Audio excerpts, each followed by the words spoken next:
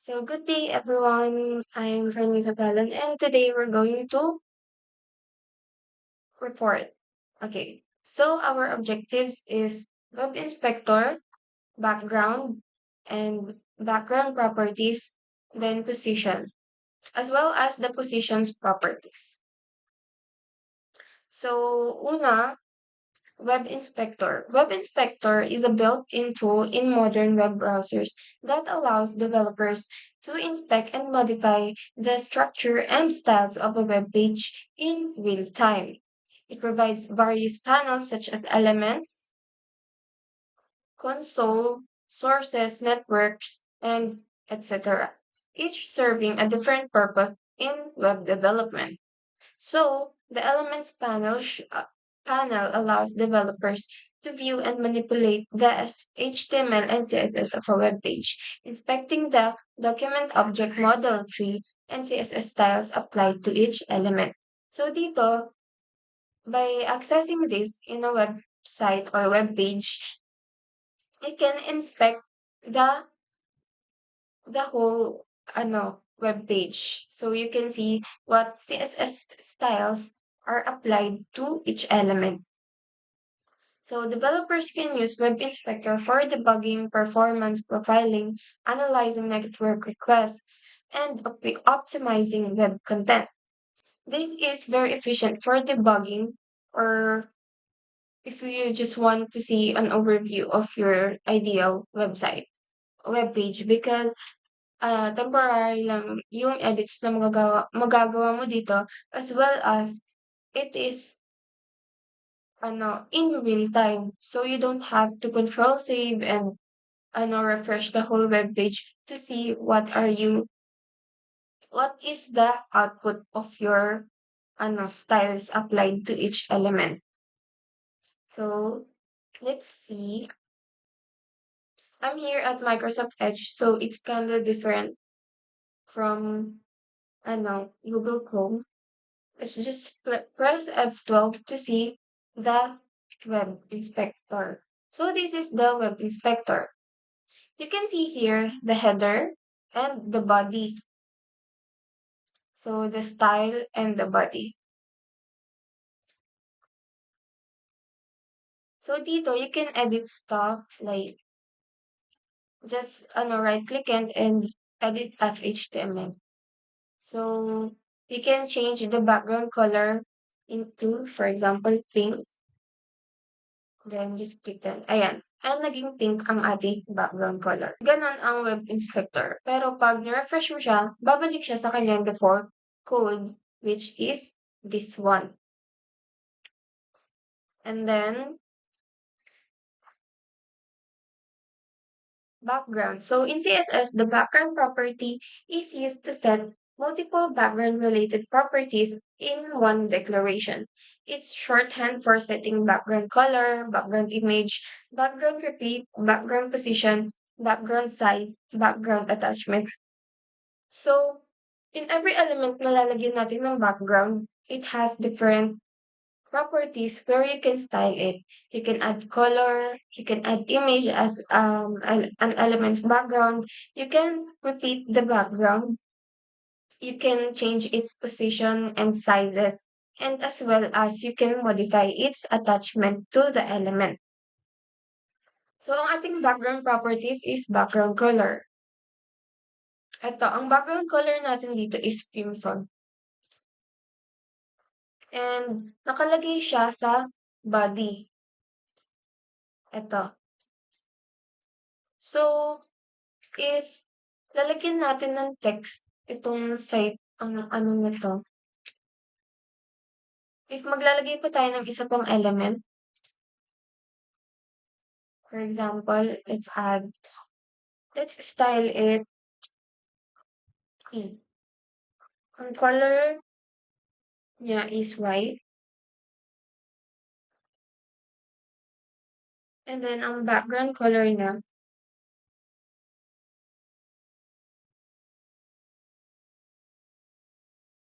is black.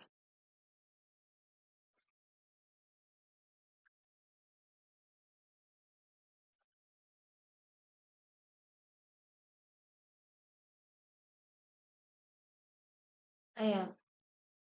And then maglagay tayo dito, edit as HTML. Let's add P.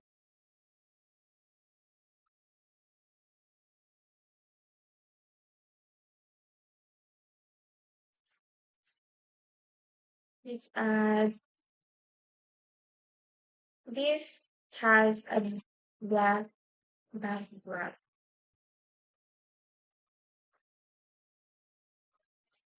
Ayan, lumabas siya. So ito, isa siyang element na paragraph and it has a white text and then ang background color niya is black. You can modify it in different colors. And nasa loob siya ng ating container na background example. Itong web inspector, you can select an element like this sa isang web page and makikita na dito yung kung saan siya nakalagay. For example, ito, nakalagay siya sa P. And as well as makikita mo na rin dito sa baba yung kanyang mga properties. So, ganun ka-handy ang web inspector. And then ito naman, this is pointing the whole background example class. So, ito ang background example. Ang width niya ay 1450px and ang height niya is 695px. Kaya ganito kalaki yung kanyang ano. Okay. So, if na-refresh natin siya, babalik sa default.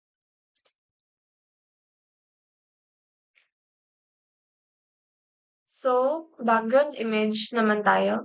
Background image specifies one or more background images for background image specifies one or more background images for an element. So, ito ang ating background image for our code, this bunny. And nilagay ko siya from a Pinterest image. Ganito mag-declare ng background image. So, ito ang ating background para sa container na to.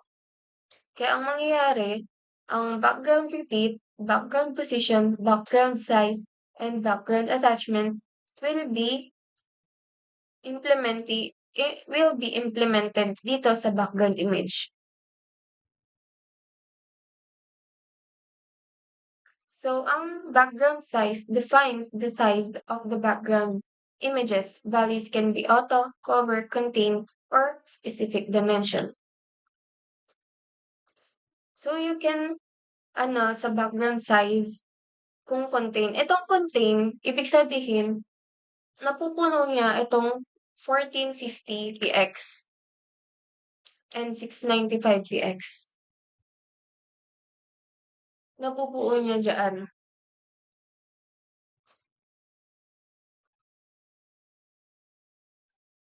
Pero, adjustable siya. So, if ang ilagay natin is auto,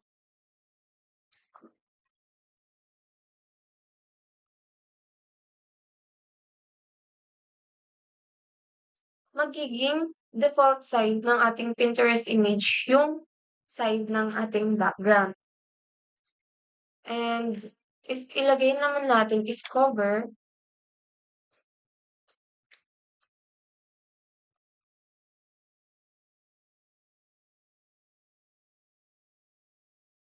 nasa buong ano siya, sa buong web. And nasa buong size siya ng ating class. So if naka-contain siya, flexible siya sa loob ng container. Pero fixed siya. So next naman, so let's get it back to its original which is contain. I mean, na lang natin siya as auto. Ayan. Kasi it has something to do with the background repeat. So, going to the background repeat, this sets how background images should repeat or not. Values include repeat, repeat X, repeat Y, or no repeat.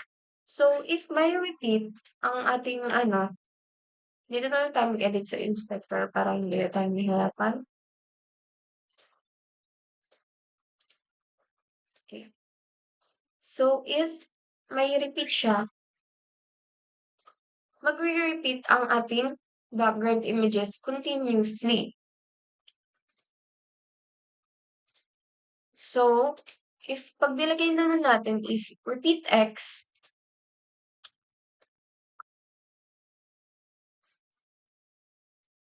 magre-repeat lang siya horizontally since ang X is horizontal. So, if nilagay naman natin,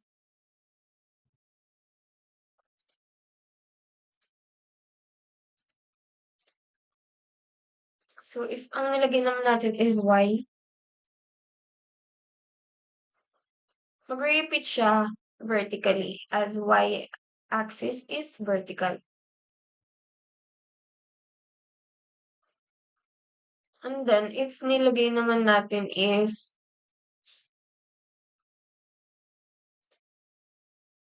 no repeat,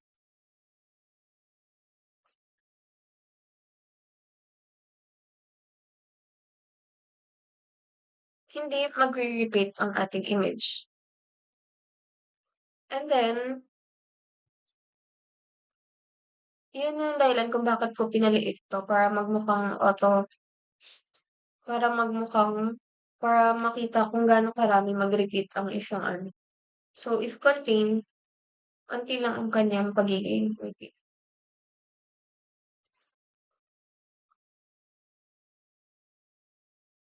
Ayan. Pag contain, ganyan lang siya magre-repeat. Pero pag naka-auto, no. And then, background position. So, this specifies the starting position of background images. Values can be percentages, keywords na typical left, right, center, or specific lengths. So, dito sa background position natin,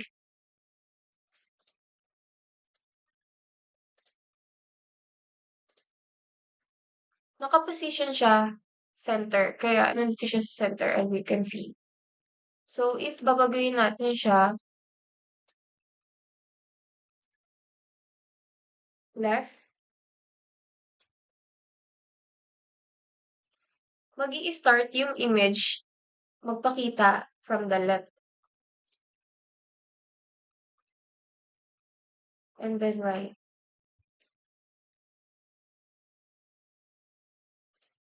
Ayan, nasa right naman siya. So, nakakatulong 'to by styling it. So, pag naka-repeat, pa-right ang pag-repeat ng ating background image. Okay, restore. And then, naka-center na siya ulit. So, background attachment naman, this determines if how the background image scrolls with the content. Values include scroll, fixed, or local. So, if nakalagay sa ating background attachment is fixed, ibig sabihin, yung kanyang image is mag-i-stay lang. For example, contain.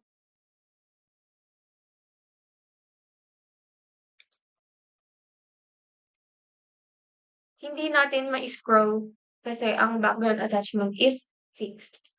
So, if nilagay natin is scroll,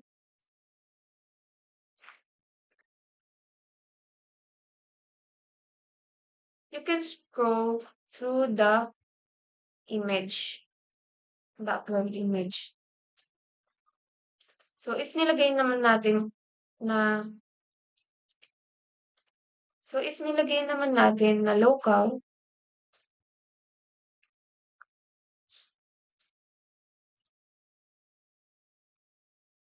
naka-default siya sa ating ano, size which is 1450 and 695 px. So, I will give an example na ginawa last time. So, itong hobby web page. As you can see, the background here is a background image. So, this background has background image background repeat and no repeat kasi ayan, iisang picture lang siya. Background attachment niya is fixed, kaya it's staying on the same ano, it's not scrolling with the image, I mean with the content as you can see. And then ang background size niya is cover, meaning kino-cover niya ang buong body kasi nandun siya sa body. So that's all for the background properties. Let's move on to the position by Mika Bade. Hello, my name is Mika, and I will be explaining the last topic, which is position. So, in CSS, the position property is used to specify the positioning method of an element. The possible values for this position property are static, absolute, relative, and fixed. So, dito sa aking HTML, ang nakalagay is relative. So, yan siya. Ito yung HTML ko.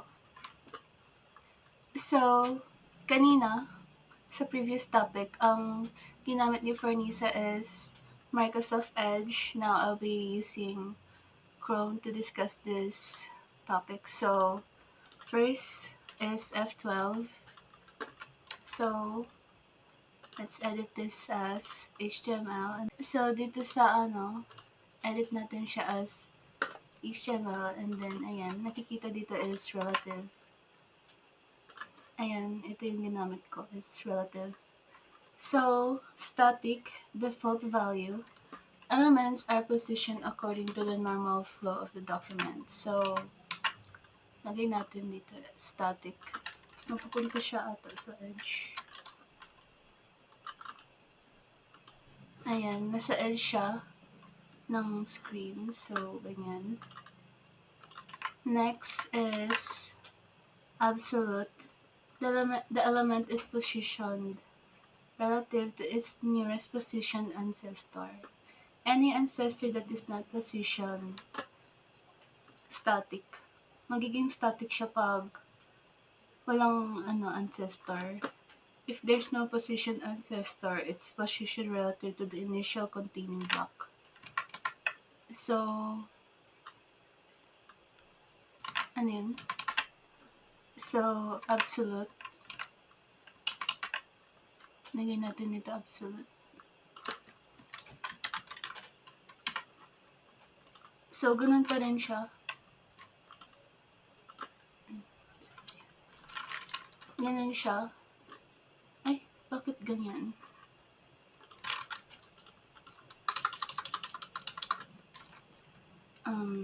Relative. Konting lang siya. Konting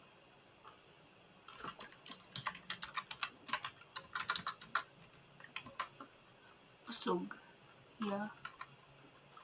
Pero paglagyan natin ng something dito, like paragraph, hello world, ang mangyayari is, yan, save natin muna. Hello world, tapos ayan yung sa relative, yan yung mukha niya. Pero pag absolute, ang mangyayari is ganyan. Yes. So, next is fixed. The element is positioned relative to the viewport. It will not move when the page is scrolled. So, ang fixed, kahit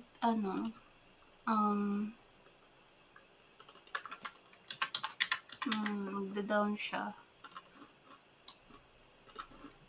Ganyan lang siya. Pero, ngayon, hindi ko mapakita. Pero, fix yan siya. Hindi na yan siya mag-move. Kahit nasa baba yung, mo, yung screen mo. Yan lang siya forever. And then, balik natin sa relative. Ito yung normal. The element is positioned relative to its normal position in the document flow, but offsets can be applied using top, bottom, left, and right properties. Ngayon, nasa left property siya. And ayun lang, understanding position is crucial for creating complex layouts and achieving desired visual effects in web designing. That's all. Thank you for watching.